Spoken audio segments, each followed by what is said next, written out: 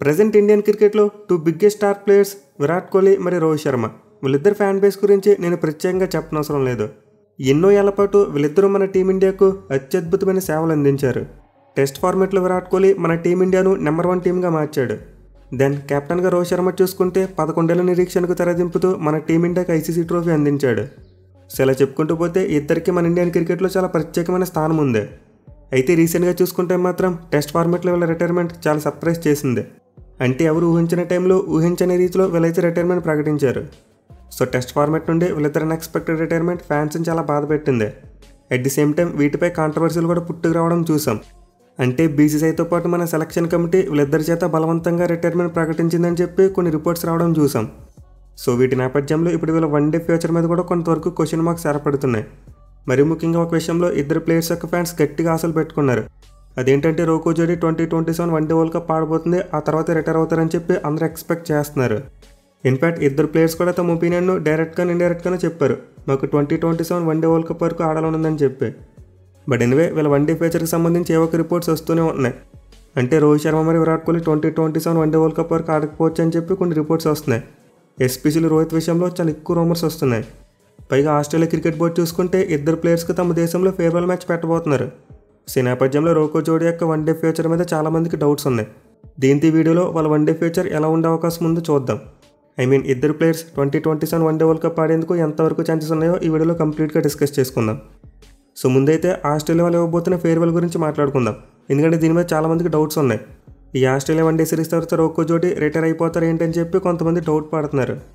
But anyway మీరు విషయంలో ఎలాంటి దిగులు పడవలసిన అవసరం లేదు.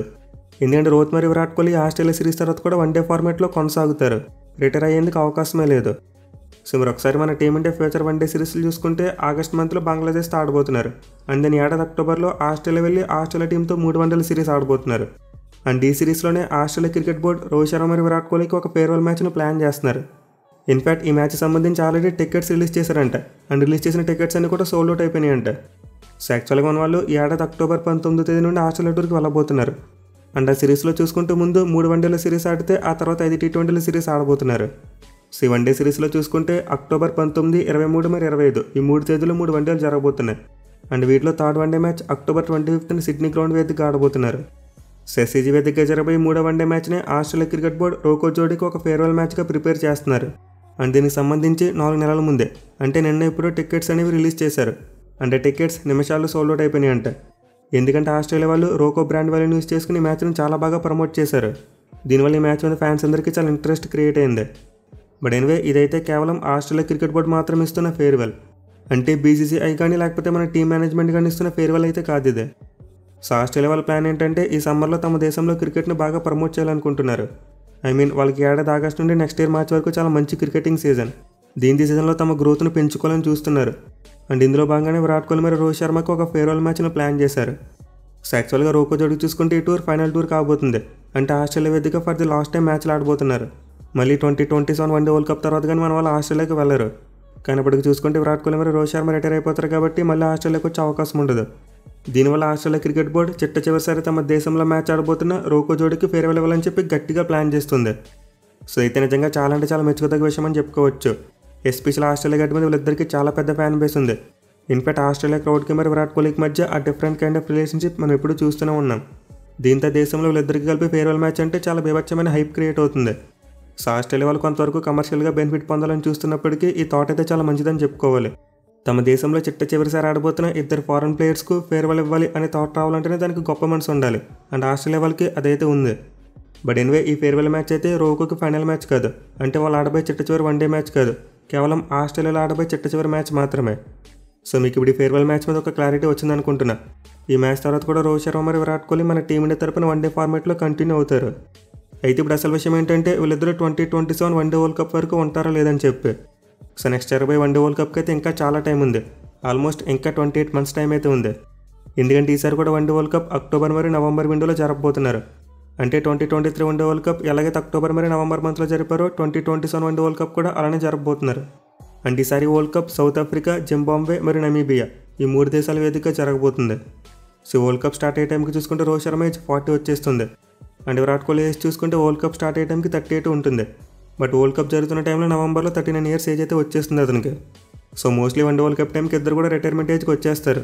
మళ్ళీ ముందు చెప్పినట్టు రోహిత్ శర్మ ఏజ్ 40 టచ్ అయిపోతుంది.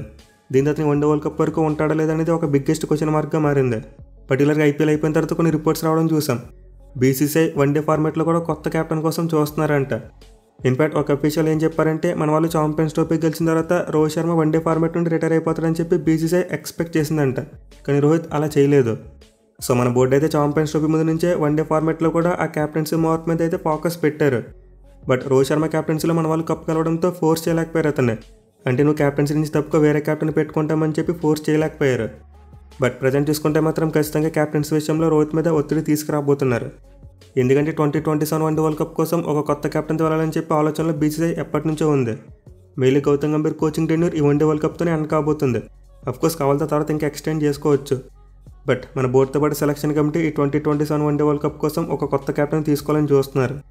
దీంతో ఇంగ్లాండ్తో టెస్ట్ సిరీస్ ముందు ఎలా అయితే రోహిత్ శర్మ మీద ఒత్తిడి తెచ్చారో అలా ఒత్తిడి తెచ్చేందుకు అవకాశాలు ఉంటాయి. అంటే వన్డే ఫార్మాట్లో రోహిత్ శర్మ ఏమాత్రం అటు ఇటు పెర్ఫామ్ చేసినా ఖచ్చితంగా అతని పక్కకు తప్పించేందుకు అవకాశాలు పుష్కలంగా ఉంటాయి. సో ప్రస్తుతానికైతే బీసీసీఐ రోహిత్ శర్మని గట్టిగా అడగలేదు. ఎందుకంటే ప్రజెంట్ వన్డే ఫార్మాట్లో అతని ఫామ్ అద్భుతంగా ఉంది. అండ్ వైట్ బాల్ ఫార్మాట్స్లో అతని క్యాప్టెన్సీ పరంగా చూసుకునే తిరగలేదు. చివరికి అతని క్యాప్టెన్సీలో మనం ఆల్రెడీ 3 ఐసీసీ టోర్నమెంట్స్లో కేవలం ఒక్క మ్యాచ్ మాత్రం ఓడిపోయారు. దీంతో ప్రజెంట్ వైట్ బాల్ ఫార్మాట్స్లో అతని ఫామ్కి పేరు పెట్టలేరు, అలాగే క్యాప్టెన్సీ కూడా పేరు పెట్టడానికి లేదు. అయితే భవిష్యత్తులో చూసుకుంటే మాత్రం ఖచ్చితంగా రోహిత్ శర్మ మీద ప్రెజర్ పడేందుకు అవకాశాలు చాలా ఎక్కువగా ఉన్నాయి. సో ప్రస్తుతానికైతే మన వాళ్ళు ఫ్యూచర్ వన్డే షెడ్యూల్ చూసుకుంటే 2026 ఎండింగ్ వరకు ఉంది.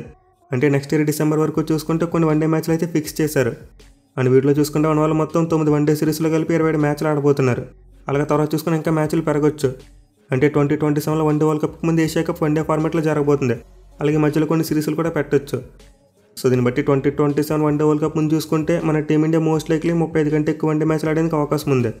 అండ్ 35 మ్యాచ్లో అతని పర్ఫార్మెన్స్ మీద బేస్ చేసుకునే ఫ్యూచర్ ఆధారపడి ఉంటుంది. ఈవెన్ విరాట్ కోహ్లీ విషయంలో కూడా same to same formula apply అవుద్ది. సో ప్రస్తుతానికైతే వన్డే ఫార్మాట్లో కూడా కాంపిటీషన్ బీభత్సంగా ఉంది. మళ్ళీ ఓపెనింగ్ స్పాట్ కోసం చాలామంది పోటీ పడుతున్నారు. అలాగే నెంబర్ 3 స్పాట్ విషయంలో కూడా పోటీ కనిపిస్తుంది. ఇక క్యాప్టెన్సీ రేస్ పరంగా చూసుకున్న శుభ్మన్ గిల్తో పాటు ఇప్పుడు శ్రేయస్ అయ్యర్ కూడా చేరిపోయాడు. ఇన్ఫాక్ట్ నెక్స్ట్ వన్డే క్యాప్టెన్గా అతన్ని పెట్టేందుకు ఎక్కువ అవకాశాలు కనిపిస్తున్నాయి. సో దీంతో రోకో జోడీ 2027 వన్డే వరల్డ్ కప్ వరకు సర్వ్ అవ్వాలంటే అంతకుముందు ఆడే వన్డే మ్యాచ్లన్నీ కూడా బాగా ఆడాలి. అంటే ఇప్పుడు మనం చెప్పుకున్న 35+ వన్డే మ్యాచెస్లో వీళ్ళు బాగా పెర్ఫామ్ చేయాలి. అలా కాకుండా వరుసగా వీళ్ళిద్దరే ఒక 2 సిరీస్లో ఫెయిల్ అండ్ మన టీమిండియా కూడా సిరీస్లో ఓడిపోతే అప్పుడు వీళ్ళ మీద ప్రెజర్ పెరిగిపోద్ది. అంటే టెస్ట్ ఫార్మాట్ ఎలా అయితే న్యూజిలాండ్ మరి బీజీటీ ఓడిపోయిన తర్వాత రిటైర్మెంట్ ప్రెజర్ పెరిగిందో వన్డే ఫార్మాట్లో కూడా అలాంటి పొజిషన్ రావచ్చు. సో దీంతో 2027 వరకు వీళ్ళిద్దరూ తమ ఫామ్తో చాలా జాగ్రత్తగా ఉండాలి. ఏమాత్రం ఫామ్ కోల్పోయినా రిటైర్మెంట్ ప్రకటించమని చెప్పి ఫోర్స్ చేయొచ్చు. అలాగే ఫిట్నెస్ విషయంలో కూడా వీళ్ళిద్దరూ చాలా జాగ్రత్తగా ఉండాలి. మళ్ళీ రోహిత్ శర్మకి ఫామ్తో పాటు ఫిట్నెస్ అలాగే ఏజ్ ఈ రెండు కూడా చాలా పెద్ద ఫ్యాక్టర్గా మారబోతున్నాయి. సో నార్మల్గా 3 ఫార్మాట్స్లో ఆడుతున్నప్పుడు ప్లేయర్స్కి ఫిట్నెస్ని కాపాడుకోవడం చాలా వరకు ఈజీగానే ఉంటుంది. బట్ ఎప్పుడైతే స్టార్ ప్లేయర్స్ ఒక్క ఫార్మాట్కి మాత్రమే పరిమితం అయిపోతారో అప్పుడు ఫిట్నెస్ కాపాడుకోవడం చాలా కష్టంగా ఉంటుంది. ఎందుకంటే ప్రజెంట్ రోహిత్ మరియు కోహ్లీ డొమెస్టిక్లో ఆడే ఛాన్సే లేదు. వీళ్ళు జస్ట్ మన టీమిండియా ఆడబోయే వన్డే మ్యాచ్లో మాత్రం ఆడతారు అండ్ ఆల్సో ఐపీఎల్ ఆడతారు. అదే మీరు యంగ్స్టర్స్ విషయానికి వస్తే వాళ్ళు ఒక ఫార్మాట్లో ఆడినప్పటికీ డొమెస్టిక్లో ఆడుతూ ఉంటారు. దీంతో ఫిట్నెస్ కాపాడుకుంటారు. కానీ రిటైర్మెంట్ ఏజ్ వరకు వచ్చిన ఇద్దరు ప్లేయర్స్ మాత్రం డొమెస్టిక్లో ఆడే అవకాశాలు లేవు. దీంతో ఫిట్నెస్ అంత స్ట్రాంగ్గా ఉండదు. సో ఖచ్చితంగా రోహిత్ మరియు కోహ్లీ తమ ఫామ్ను కాపాడుకోవడంతో పాటు ఫిట్నెస్ మీద కూడా చాలా ఫోకస్ పెట్టాలి. And at the same time వీళ్ళిద్దరు ఆడుతున్నంతసేపు మన టీమిండియా మ్యాచ్లు గెలుస్తూ ఉంటే ఎవరు పెద్దగా పట్టించుకోరు. అంటే ఎవరు కూడా రిటైర్మెంట్ ఊస్ అనేది తీసుకురారు. బట్ ఎప్పుడైతే వీళ్ళిద్దరూ ఫామ్ కోల్పోతారో అలాగే మన టీమిండియా మ్యాచ్లు ఓడిపోతుందో అప్పుడే చాలా వరకు రిటైర్మెంట్ ప్రెజర్ పెరిగిపోద్ది. సో ప్రస్తుతానికైతే వన్డే ఫార్మాట్ విషయంలో బాల్ అనేది ఇద్దరు కోర్టులోనే ఉంది. అంటే ప్రజెంట్ ఉన్న పరిస్థితుల్లో ఫోర్స్ఫుల్గా వీళ్ళిద్దరిని పక్కన పెట్టేందుకు అవకాశం లేదు. ఎందుకంటే ఇద్దరు ఫామ్ బాగుంది. అలాగే టీమిండియా కూడా కంటిన్యూస్గా మ్యాచ్లు గెలుస్తుంది వన్డే ఫార్మాట్లో. దీంతో ఇద్దరు నెక్స్ట్ ఇయర్స్లో కూడా ఇదే కంటిన్యూ చేయగలిగితే ఖచ్చితంగా 2027 వన్డే వరల్డ్ కప్ ఆడతారు. బట్ అలా కాకుండా మధ్యలో ఏమాత్రం తేడా జరిగినా వీళ్ళిద్దరిని 2027 వన్డే వరల్డ్ కప్లో మనం చూడకపోవచ్చు. మరి మీరు రోకో జోడీ విషయంలో ఏమనుకుంటున్నారు? అంటే వీళ్ళిద్దరికి ప్రాక్టికల్గా 2027 వన్డే వరల్డ్ కప్ ఆడేందుకు అవకాశాలు ఉన్నాయా లేకపోతే లేవా? ఖచ్చితంగా కింద కామెంట్ సెక్షన్లో తెలియచేయండి. అలాగే వీడియో నచ్చినట్లయితే లైక్ చేసి మీ ఫ్రెండ్స్ అందరికీ షేర్ చేయండి. Thank you for watching. Have a nice day.